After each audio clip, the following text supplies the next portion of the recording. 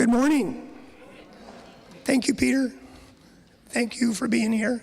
My name's Mike Cox. I'm a board member. And as we've done in the past number of weeks, I'm going to give some just brief announcements to catch everybody up.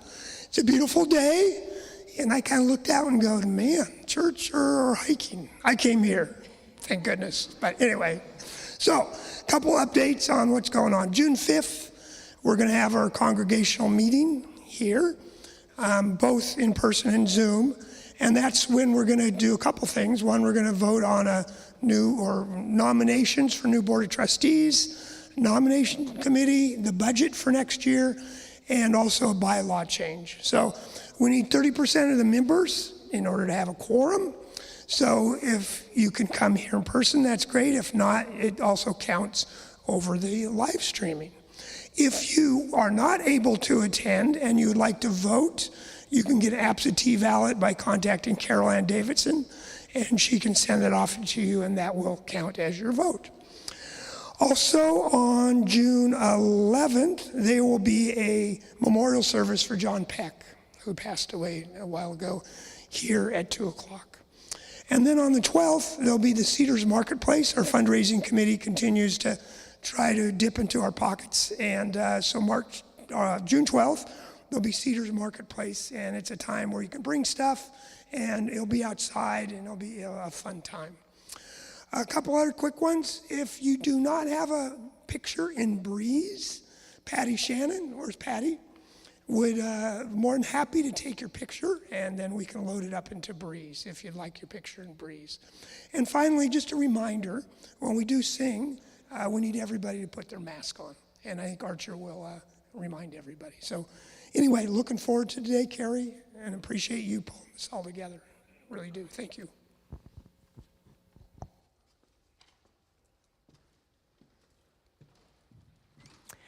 Good morning.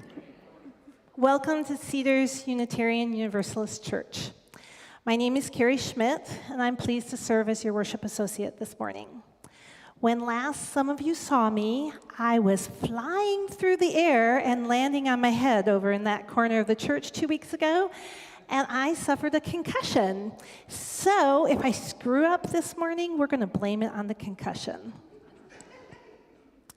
Joining me this morning is my dear friend and teaching colleague, Brandy Bispham, along with Rennie Bispham and Laura Van Dyke. We had a fourth speaker, Adrian Malatesta, who is sick this morning and is not going to be joining us.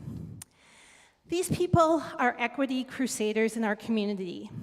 I am incredibly grateful that they have taken the time to be here this morning to share their knowledge and experiences with us. I also want to thank the tech team and setup team who worked to turn this elementary school gymnasium into a sanctuary.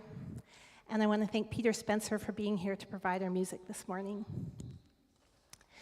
Before we move further into our service, let's pause to acknowledge that members of our congregation occupy the ancestral, traditional, and contemporary lands of Coast Salish tribes.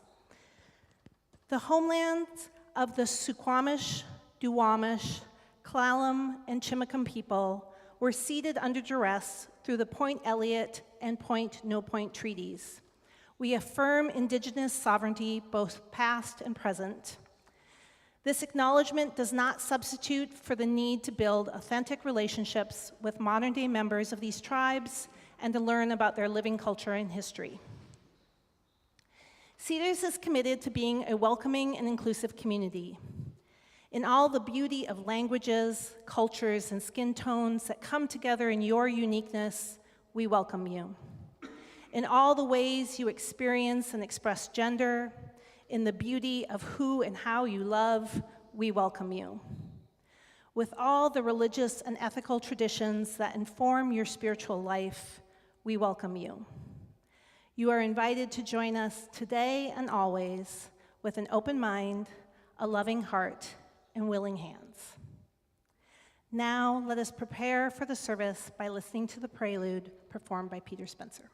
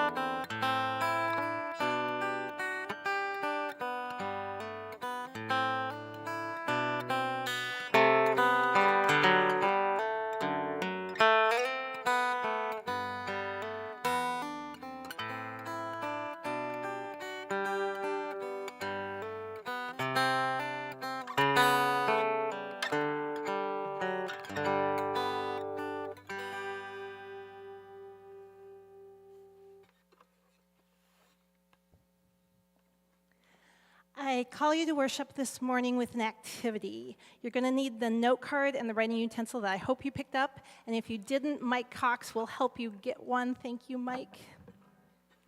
Anybody still need one?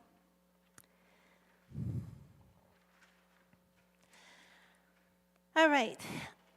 I would like you to consider for the moment the idea of a lens. Many of us wear corrective lenses, glasses or contacts that help us see better. There are other types of lenses as well, camera lenses, binoculars, telescopes, all which enhance our view of the world. But we also have invisible lenses, ones which facilitate and influence our perception and our comprehension of the world around us. Some of these things are things we're born with. Some of these things are the result of our choices and our experiences. So, this morning, I'd like you to consider these kinds of lenses. I'm going to start by sharing some of my own. And as I do, I would like you to write down on your card your various lenses. Hopefully this will make sense as I share mine.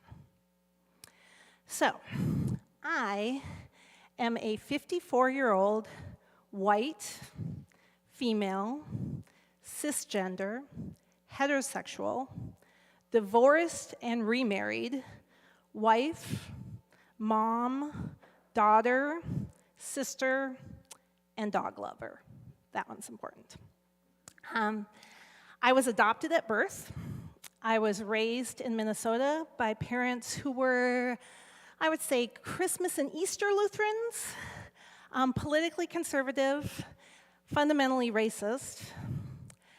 I moved to Washington to attend college at Pacific Lutheran University, where I earned a BA in history, and I went on to earn a master's degree in African history from the University of Florida. I was a Fulbright scholar to Botswana, and I have traveled extensively through southern and eastern Africa. I am a veteran middle school teacher, a reader of young adult literature, a lover of happy endings. I am solidly leftist, a bleeding heart liberal and proud of it, a pacifist, a feminist, a Unitarian Universalist. I am a Bainbridge Islander, a Washingtonian, an American who is about to move to Ecuador. So all of those are factors that impact how I view events around me. It's like each of them is part of a kaleidoscope that together makes up who I am. Now, take a couple minutes, if you haven't already, to list some of your own lenses, please.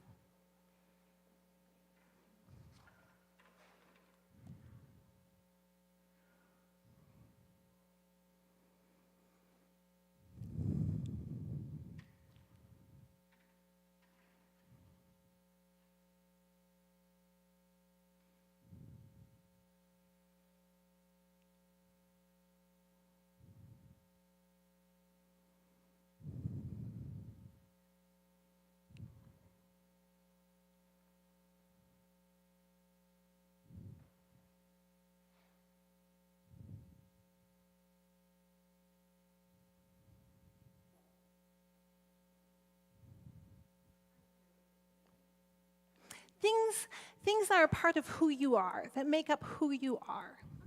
All right?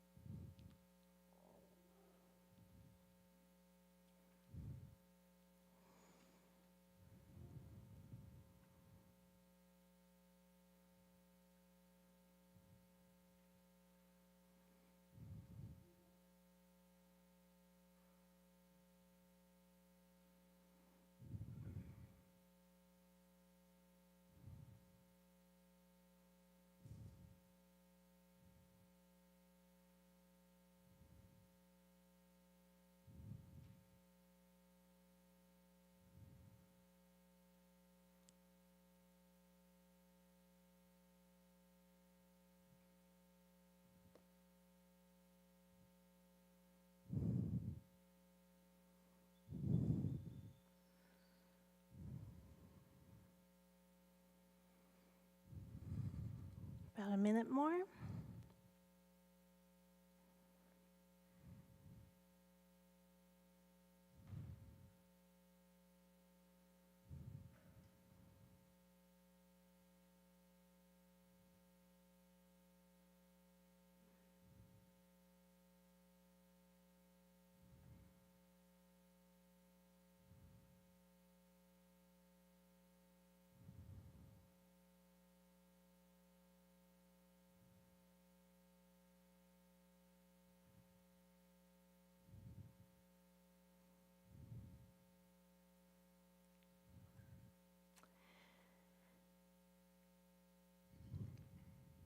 Now, as you are willing and able, I would encourage you to turn to someone near you and maybe share just 2 or 3 of the lenses that you wrote down that you feel like are really important to you and who you are.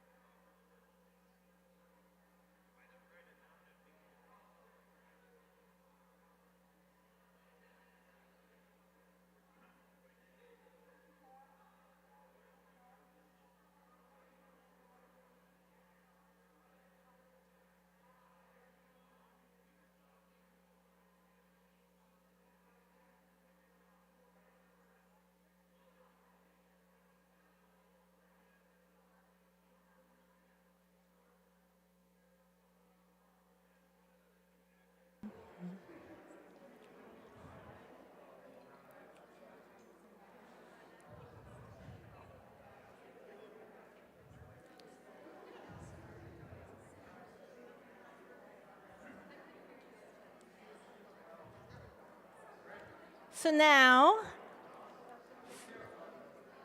sadly, I'm going to try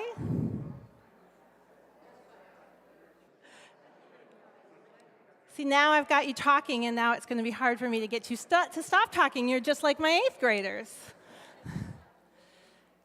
All right, I do encourage you to feel like you can continue to have those conversations after the service during our social time.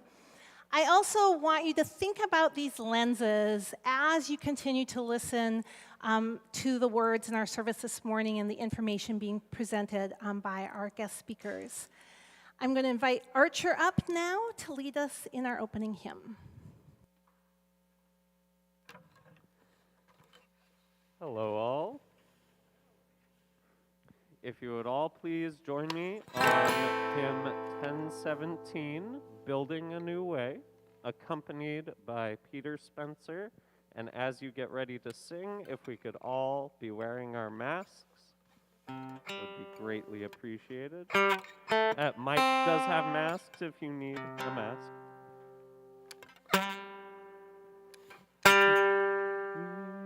All right, so and rise as you are willing and able. We are building a new way.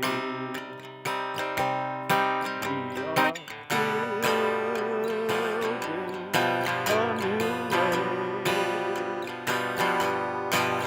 Are building a new way. Getting stronger every day. We are building.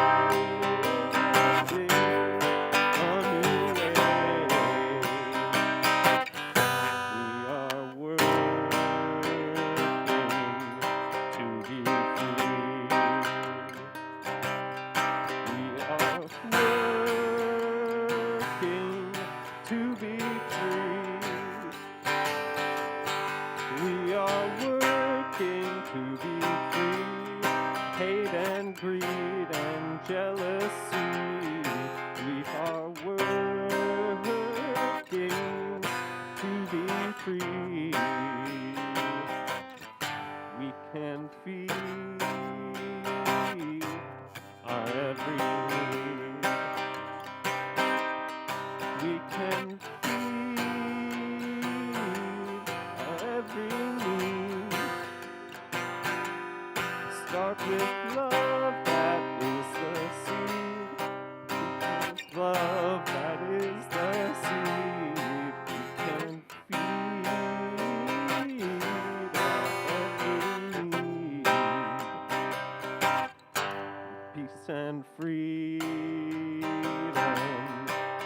our cry. Peace and freedom is our cry. Peace and freedom is our cry. Without these, the world will die. Peace and freedom is our cry. Thank you all.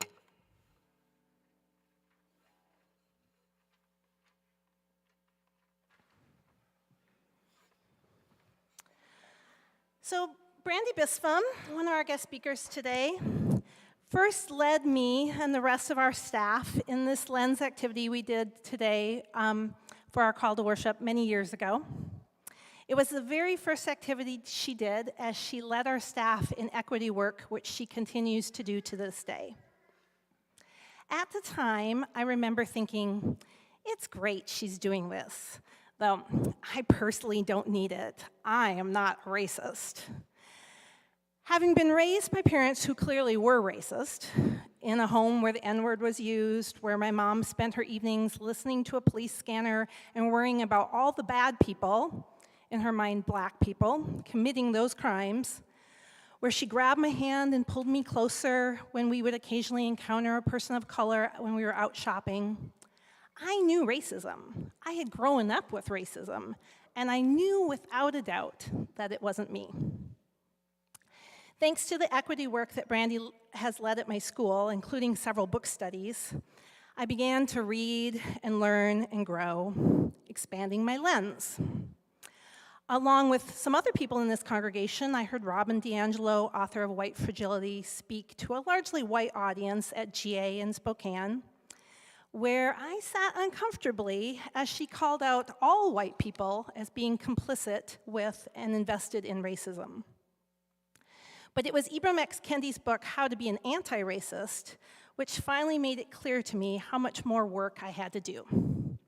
In Kendi's words, we are surrounded by racial inequity, as visible as the law, as hidden as our private thoughts. The question for each of us is, what side of history will we stand on? A racist is someone who is supporting a racist policy by their actions or inaction, or expressing a racist idea. An anti-racist is someone who is supporting an anti-racist policy by their actions or expressing an anti-racist idea. Racist and anti-racist are like peelable name tags that are placed and replaced based on what someone is doing or not doing, supporting or expressing in each moment. These are not permanent tattoos. No one becomes a racist or an anti-racist. We can only strive to be one or the other. We can unknowingly strive to be a racist. We can knowingly strive to be an anti-racist. Like fighting an addiction, being an anti-racist requires persistent self-awareness, constant self-criticism, and regular self-examination. I dedicate the lighting of our flaming chalice, the symbol of our faith, to the persistent self-awareness and regular self-examination that will allow each of us to strive for equity in all we do. I'm going to invite Mike Cox to come up and light our chalice and ask all of you to join me in reciting our affirmation as printed in the order of service. As we come together to worship, we remind ourselves to treat all people kindly because we are one family, to take good care of the earth because it is our home, and to live lives full of love and goodness because that is how we will all become the best that we can be.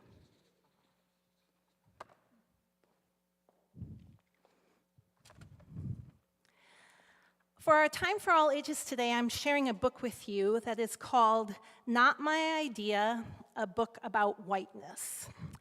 And I chose this book for a specific reason. This book was purchased by the librarian at Wilkes Elementary School, just up the road from us, to be a resource for parents who might want to be talking to their kids about racial issues.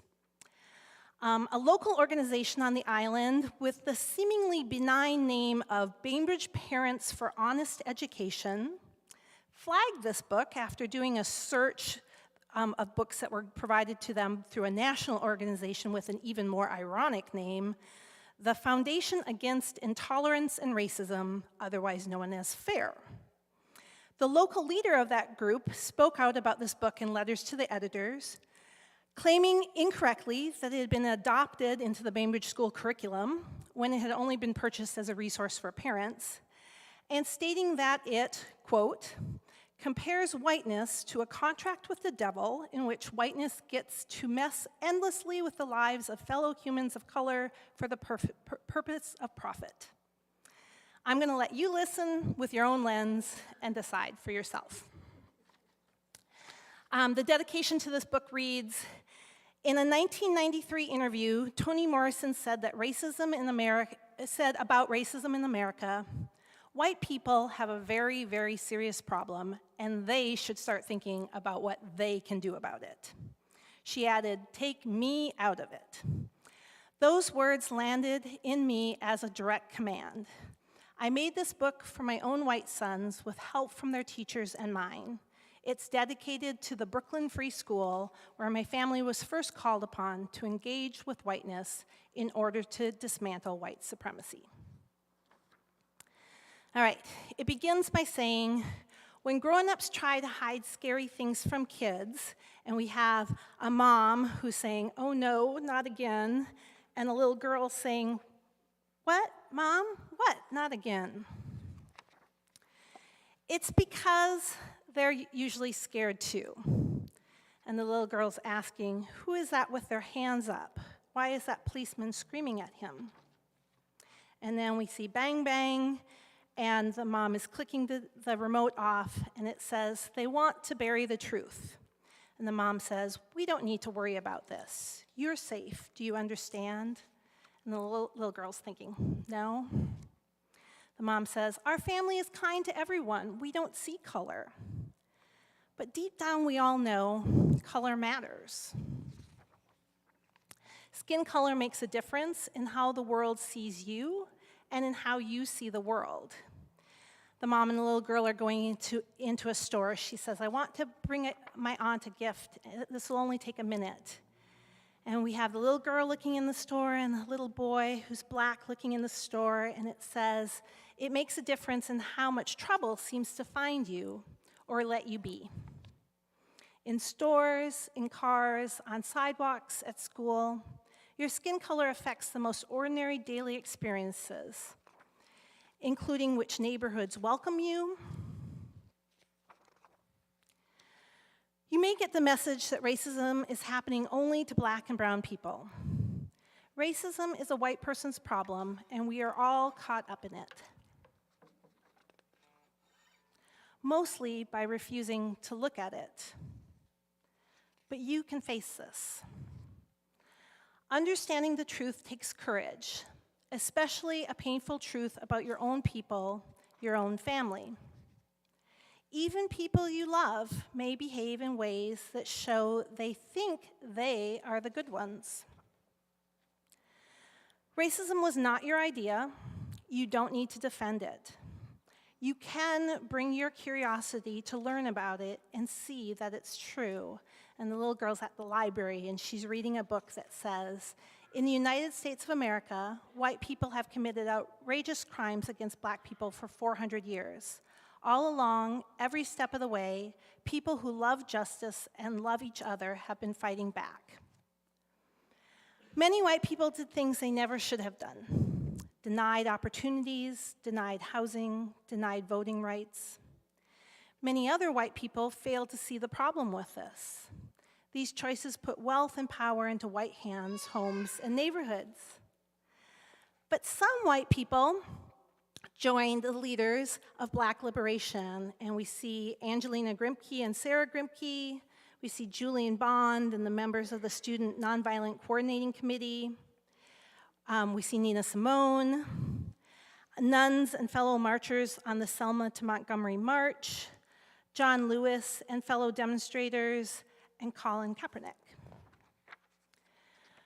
Racism is still happening. It keeps changing and it keeps being the same.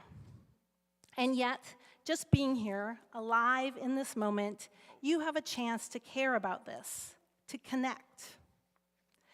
But connecting means opening, and opening sometimes feels like breaking. And the little girl's in the car and she says, "Oh, Mom, I don't feel so good." And the mom says, "Oh no, should I pull over?" "I need to know what's going on." And the mom says, "What are you talking about?" She says, "Why didn't anyone teach me real history? I do see color. I see yours, mine, and everybody's. You can't hide what's right in front of me. I know what that police officer did was wrong." Go with your instincts on this one. Racial justice is possible, but only if we're honest with each other and ourselves. Your history is not all written yet. What do you want it to say?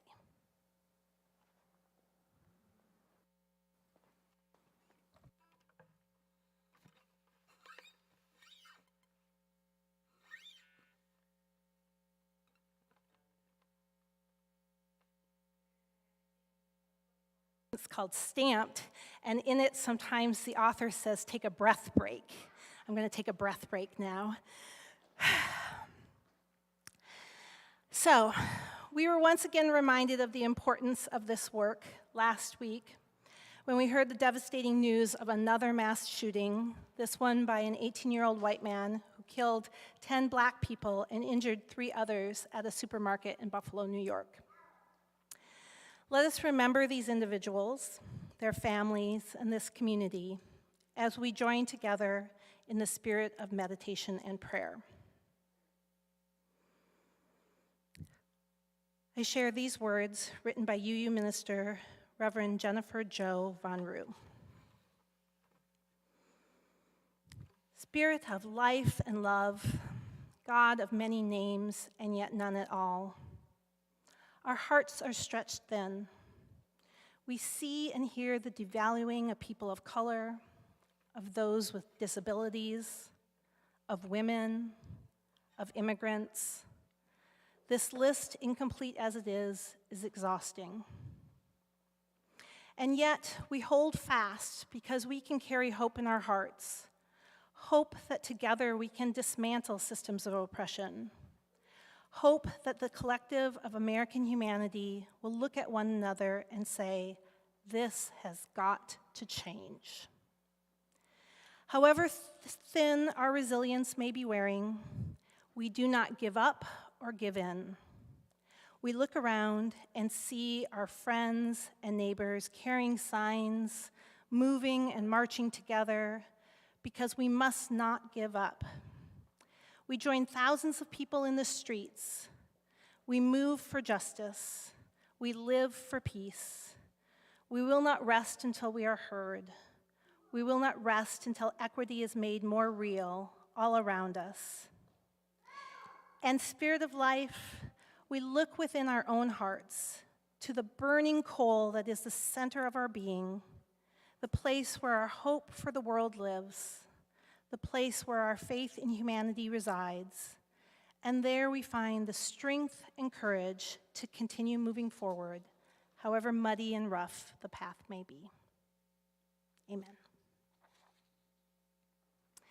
Cedars holds a special collection monthly for community outreach as a way to educate our congregation about the work of various nonprofit organizations that reflect our values and to channel our generosity in support of them.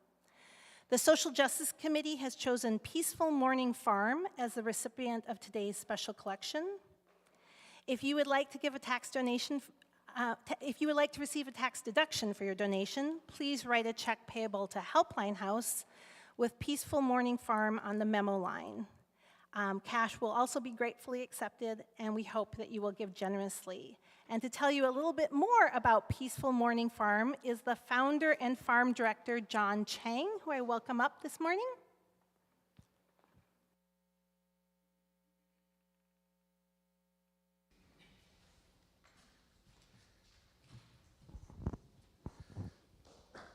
Hi, Thank you very much for having me. My name is John Chang. And I manage Peaceful Morning Farm, where we've had a number of people out here helping. Peaceful Morning Farm is on public land owned by the city, and we, by the Love Green and 305, and we grow organic food primarily for food banks, although we do also share with volunteers. And the food is primarily vegetables, although also some fruits. It's about 0.65 acres, and it is entirely volunteer. No one's making any salary, myself included. And if you care to donate, you can donate to Helpline House, and it is tax deductible. A lot of the volunteers who come out are high school students. We have a high school internship. I guess the reason why I like, on a functional level, I just like bringing fresh food to people who need it, who aren't going to have it otherwise. And on a more personal level, I guess I like to share gardening with people, because for me, gardening is something where I always strive to do better, but I also am happy with who I am and what I'm doing. And it's hard in life, I think, to find something where you're always reaching for the next level, but you're also satisfied with who you are and what you've done. For some people that's gardening, and for some people that's something else. But for me, that's gardening, and I like to be able to share that feeling with other people, of always reaching for something, always reaching for the next level, but always being satisfied with who you are and what you've done, and always feeling like you're good enough. Because on the meta level, beyond just the value of food, I have seen what happens when people don't feel good about who they are. Gardening helps me feel good about who I am, and I want to share that with other people. So I know there's a lot of incredibly worthwhile stuff on the island. If you choose Peaceful Morning Farm via Helpline House, thank you. And if you don't, I understand, and thank you for donating to all those other great things on the island, which are also worthy. The ushers come forward with the collection baskets.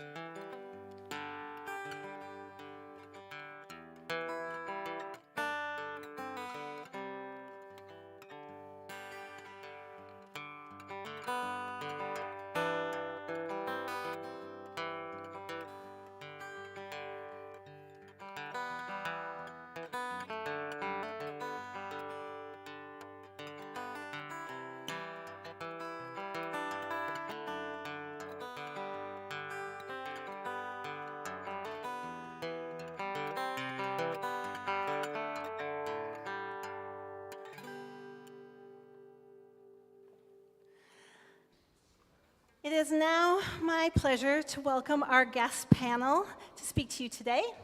As I already stated, Brandy Bispham is my friend and colleague at Woodward Middle School. She teaches 7th and 8th grade history, heads our school's equity team, advises our Student Ally Club, and represents our school on our district's Multicultural Advisory Committee. She was recently awarded the Community Partners Human and Civil Rights Award from the Washington Education Association, our state's teacher union. Sitting next to her is her husband, Rennie Bispham. They have lived on the island since 2006 and have raised 2 sons, ages 17 and 20, here on Bainbridge Island. Rennie has worked in and with educational institutions for the majority of his career. His lived experience as an immigrant of color informs and motivates his desire for a community rich in diversity and committed to equity and inclusion.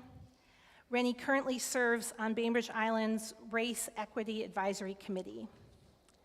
Laura Van Dyke has lived on Bainbridge Island for almost 35 years, where she raised 5 now grown children. In 2013, Laura retired from her career as a civil engineer and became a social justice advocate by volunteering for Partners in Health. In addition to her volunteer work, Laura devotes her time to learning about social justice and race equity and talking and listening about these issues with anyone who's willing. She's also interested in creating safe spaces to encourage these conversations. And now I'm going to hand it off to them. Thank you. Thank you so much for being here this morning and being open to our message. This is our first panel discussion. I hope it's not going to be our last, but if we stumble, give us some grace. We would appreciate it this morning. We also have a fourth member who, as Carrie mentioned, couldn't be here this morning, and I know he would have added a lot to our talk this morning, so hopefully if we do it again, we'll have our fourth person. So I am a budding social historian. That's what I like to call myself with my students. And so I want to start us by talking about historically what's happened in the United States. Many of you might be aware of this, but depending on our lens, you may not have thought about events that I'm about to tell you. So what we know is that historically in the United States, when something has happened, like an amendment change or a policy change or a practice change that seems to bring progress towards racial equality, there's usually a backlash. There are so many examples that I could point to, but just for us right now, I'm going to say you can see this with the end of the Civil War when Reconstruction laws were adopted, but then came Jim Crow and segregation laws passed by individual states. You can see it with the Supreme Court decision in 1954, the Brown versus Board of Education, which ended segregation, but then came redlining practices and the development of private schools to continue and counteract desegregation. More recently, you can see it with the election of President Obama, but then the move by states to eliminate affirmative action. And then most recently, in the spring of 2020, after Andre Hill, Manuel Ellis, Daniel Prude, Ahmaud Arbery, Breonna Taylor, and certainly George Floyd were murdered at the hands of police, there was a racial reckoning that was in the form of marches, some rioting, but also loud voices. And many organizations pledged a cultural change, and that was when the word equity, equity policies, equity positions became something we heard a lot about. So for many, many people, there was hope that there was going to be more change towards racial equity or racial equality. Again, there was hope, but here comes the backlash. So after all of that, in 2020, pledging for change, even arrests, and bringing some police to what seems to be justice or seemed to be justice, since January of 2021, there have been 35 different states to enter state legislation to censor what teachers talk about or teach in the classroom, and also what books should be or should not be used in the classroom. In Texas, which leads the way in anti-teacher or education legislation, there's also a state policy now, to require teachers to always teach multiple viewpoints or rationale on all historical, on current events. This includes presenting multiple rationales for the Holocaust. Even last Saturday's shooting in Buffalo. This means that many, many teachers are not talking about race or racism just in order to be safe, in order to keep their jobs, in order to not have their state credentials taken away from them. This is happening today. Typically, the rhetoric about limiting or outlawing is about critical race theory, or CRT. And I'm going to tell you today that what critical race theory is described to be by many politicians or groups is not what educators anywhere have tried to teach. The term CRT has become a dog whistle to conservative politicians, community members, and some parents. So, interestingly enough, in 2019, through the spring of 2020, while all of those murders of the people of color that I just mentioned were occurring, Bainbridge Island School District was writing a district improvement plan, which they're required to do every 5 years. And the plan and the writing of the plan brought teachers, administrators, parents, community members, and even students together to create a plan that addressed curriculum instruction, social emotional learning, and equity work, fighting against racism and promoting equity in our work with students and families. But this was just before the backlash began. The Bainbridge District Improvement Plan was passed in August of 2020. August of 2020, just as other states were individually beginning to limit teacher voices, our school district was giving the charge, the direction for teachers in schools to teach truth and elevate all voices and perspectives, kind of like going in the opposite direction of those 35 other states. So for teachers like me and teachers like Carrie, we were thrilled because now we have a policy that gives me, in fact directs me, to teach the stories and history of all students. Not just the traditional white voices or white stories that eliminate multiple perspectives and historical events that contribute to understanding systemic racism, struggles of poverty or immigrant stories, but to tell everyone's history.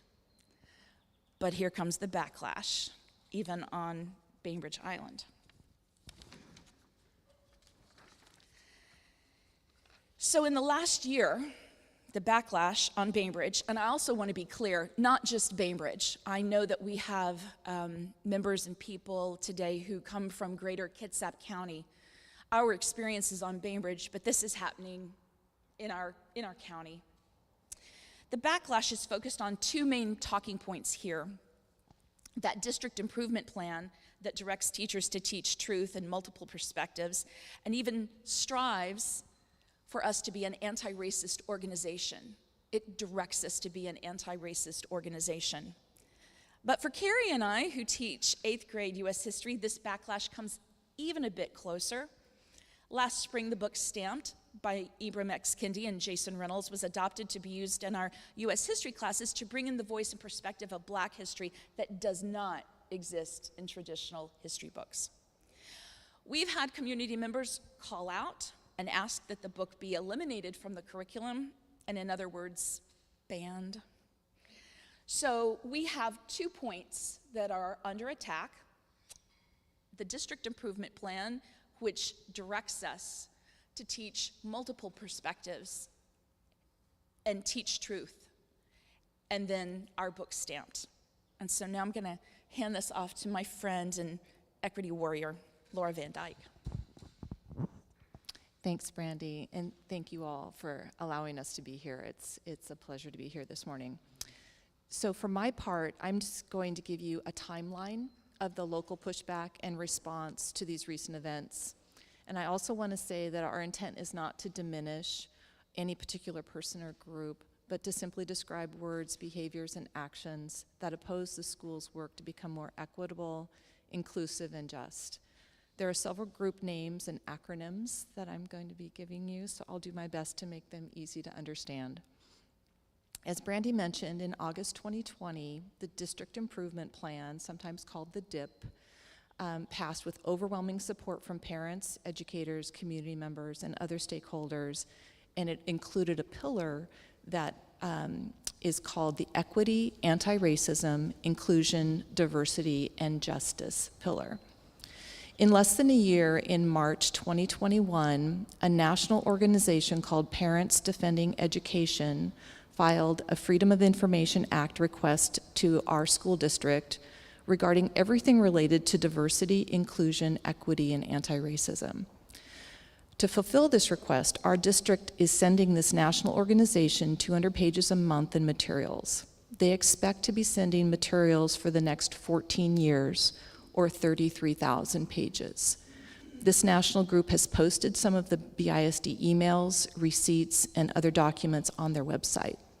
They have taken issue with speakers for Martin Luther King Jr. celebrations and groups promoting social emotional health. In May 2021, according to this national group called Parents Defending Education, a local group, the Bainbridge Island Republican Women, has organized specifically to fight what they're calling critical race theory training in our public schools on Bainbridge Island. On its website, they define CRT as a quasi-Marxist ideology that usually comes dressed up as, quote, equity, quote, anti-racism, and, quote, culturally responsive initiatives.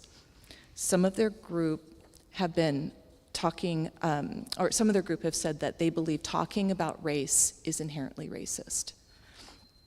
In October 2021, a group of us were made aware of the pushback that was happening at the district level against the equity pillar. And in response, we have organized Islanders to attend and speak at every school board meeting this school year to let the administration, the school board, and all teacher and staff know that we support all of their hard work to implement the equity section. In November 2021, a letter signed by 21 parents and community members, as well as the new organization that Carrie mentioned, the Bainbridge Parents for Honest Education, and the greater Seattle chapter of an organization called Foundation Against Intolerance and Racism, which is a national chapter, was delivered during the public comment to the school board, asking them for more information because they didn't understand the word anti-racism, they wanted a definition, and they wanted examples of what this curricula was. The gist of these organizations is really, it's confusing because the words are so, they sound so good, but how I understand this is that there's a group of people that want to move directly to a colorblind and raceless society, which of course we would all love, but they don't want to first understand and undo the existing structures in our society that have for many years and continue to discriminate against our black and brown neighbors. In April 2022, the local group of Bainbridge Parents of Honest Education disbanded, we believe because of some of the pushback. But unfortunately, those involved have shifted over to lead the Kitsap County chapter of the national group of Foundation Against Intolerance and Racism. So this effort is continuing and it's spreading throughout Kitsap County. Now I'm going to hand it over to Rennie.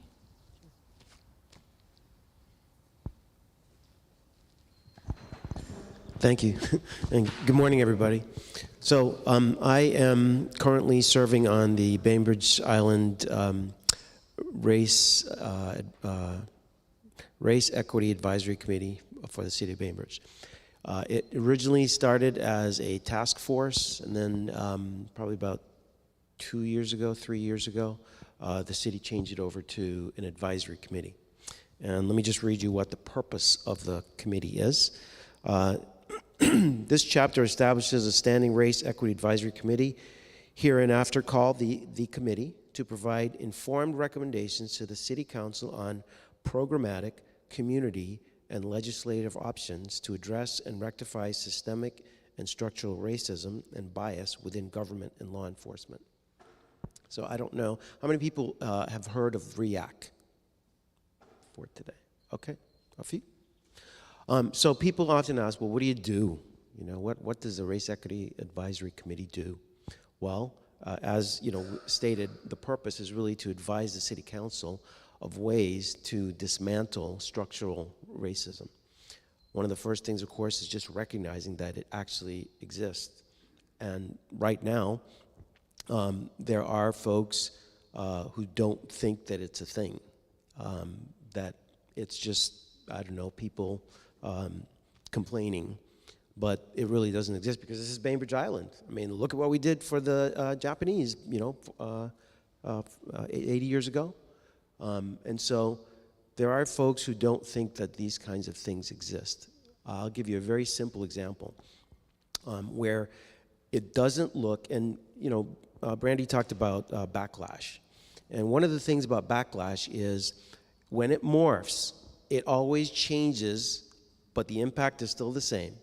And so right now, what happens is some level of progress is made, Race Equity Advisory Committee, civil rights, and then the backlash comes in the form of what I call neutral language that's neutral on its face.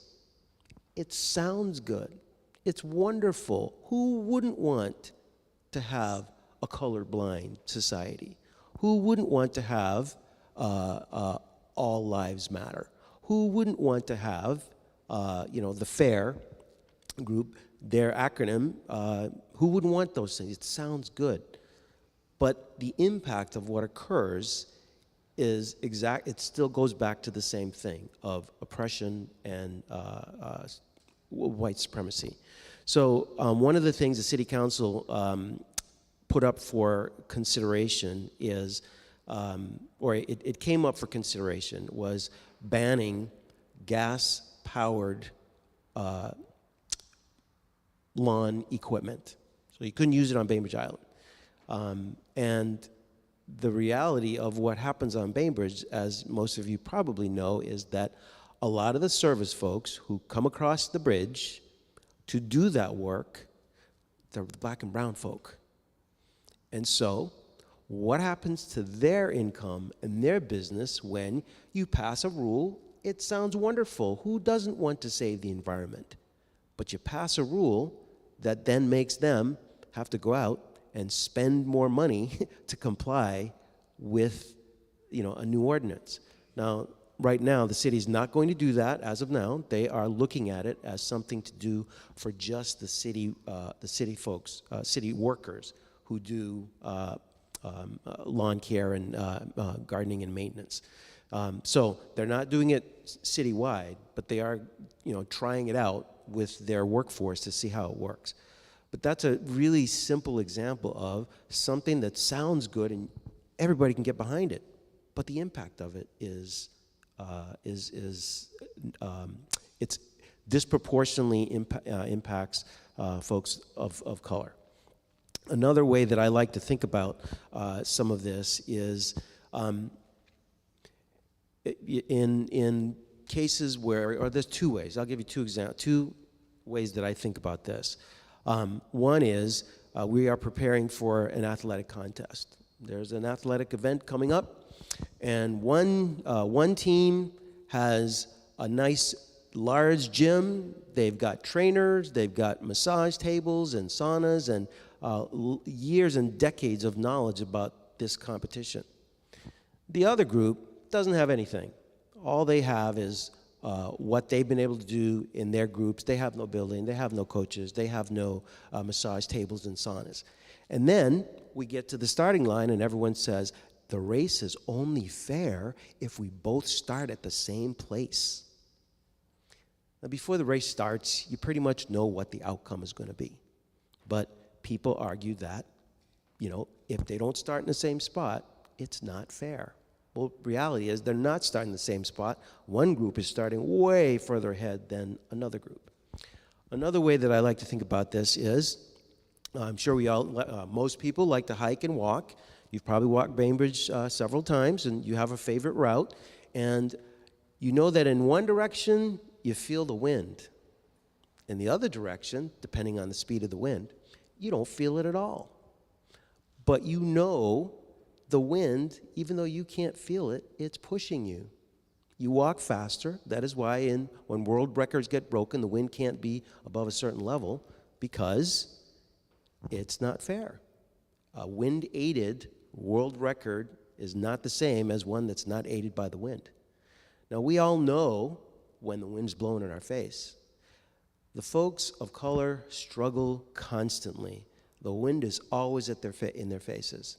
And again, by either overt things or things that are not so overt, but the wind is always there. For for other folks, the wind is at their backs, and it's invisible. You don't feel it.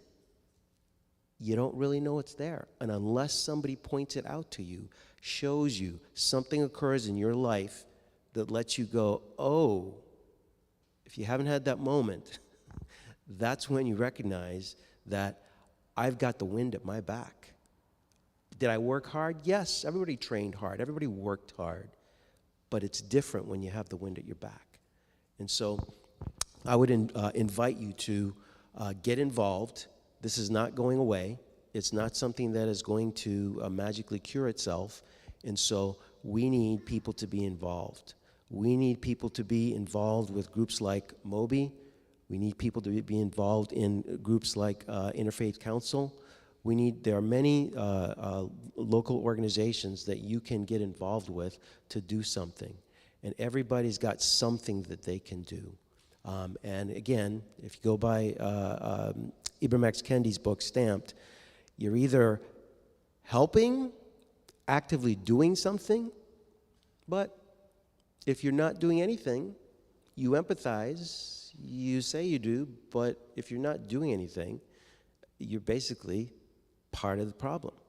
And I've always wondered about the good folk, 400 years ago, or hundreds of years ago, that would come to church on Sunday, sing Amazing Grace, and go home to their slaves. And you're thinking, how could they do that? Well, in their time, it was just the way it was. And they didn't have to do anything about it. And in our time, there are structural things going on, and maybe we come to church on Sundays, do affirmations, and go home and do nothing. And it's the same as slave owners who came to church on Sunday and went home to their slaves. That's my viewpoint. You may not agree with that, but that's how I look at the issue. So I encourage you to get involved in any way, shape, or form that you can. If you want to take a look at some of the Race Equity Advisory Committee meetings, there are events coming up. You can go to events. You can help put on events. You can help just have conversations. Something. But everybody needs to do something in order for this to change. So we have an insert into your program today, and these are some ways to enter this work. And I believe to my core that this work is big enough for everybody to do something. If you feel more comfortable typing a message, we need it. If you feel more comfortable having a conversation in your home, we need it. If you feel more comfortable showing up and being a person at a meeting, we need it. If you're someone who starts that way but eventually feels comfortable to speak up at a meeting, boy, do we need it. Do we need it. So we invite you to look at all of this and to maybe pick one. If you're interested in talking more, I would love to talk with you. I know Laura would love to talk with you. We'd be very happy to talk to you about a book study or about having a courageous conversation in your home or with a group that you happen to be a part of. There are a lot of exciting things happening on Bainbridge and in Kitsap County with a lot of different groups. There's not just one. And so if you start with one group and feel like it may not be exactly your fit, there's so many others to try. So again, we sure appreciate your listening to us this morning, and we hope to talk to you afterwards. And we invite you to be equity warriors. We know that you have passion connected with your gathering here, and we look forward to being able to share part of that. Thank you. I was just going to clarify one thing. So just one quick, is it off? I think you're okay. Is it still good? Okay, there we go. Rennie used the word Moby, and I just wanted to clarify that real quick. So we have, when I talked about the group that's been gathering and talking to the school board, we, because we have a very creative person, it's called Mobilize Bainbridge Island, and so we shortened it to Moby. We're still developing ourselves, and we do have a group that gets together. Our primary focus right now is to support the school board, the school district, and the teachers by speaking publicly our support. It's very simple. You can't speak more than 3 minutes. It's an easy thing. There are 2 more school board meetings before the end of the school year, so you are all welcome to that. And we're going to be working over the summer to regroup and figure out, well, what does next year look like? We would love to have any and all of you join us with that. Thanks. Thank you. And they will be here after the service if you would like to find out more or talk further. At this point, I'm going to invite Archer to come up and lead us in our closing hymn.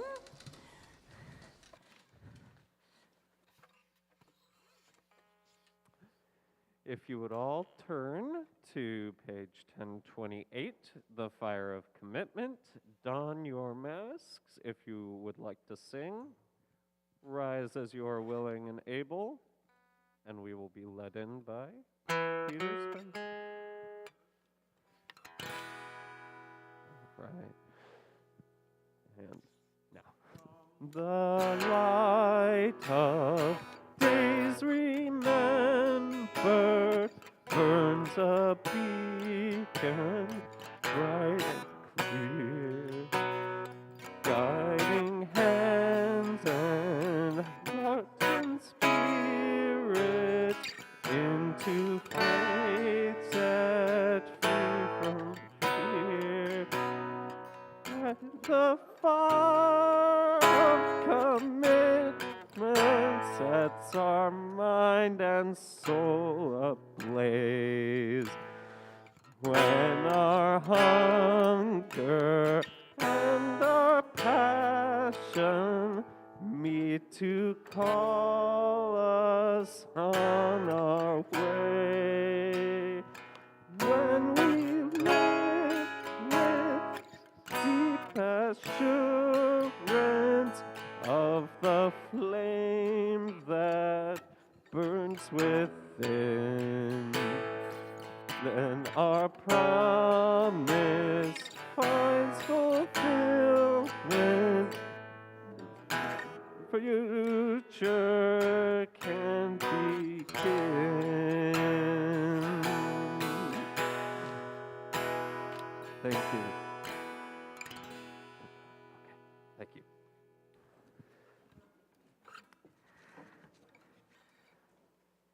I want to thank Peter Spencer again for our music and apologize to him for picking a hymn that proved, I think, a little more challenging than he was expecting, but thank you so much. I would ask now if everyone could please stand as you are willing and able, and repeat after me as I extinguish our flaming chalice. We extinguish this flame, but not the light of truth. The warmth of community or the fire of commitment. These we carry in our hearts until we are together again.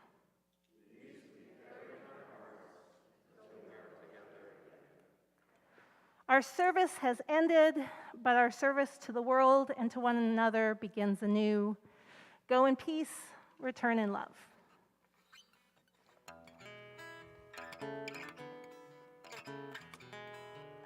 You did great. Thank you so much. You did great. No, you did awesome. You did great. Thank you so much. Thank you. Thank you. No, that was awesome. Yeah, no, it was totally awesome. Yeah. Well, and I think you guys are ready to go on the road now, so.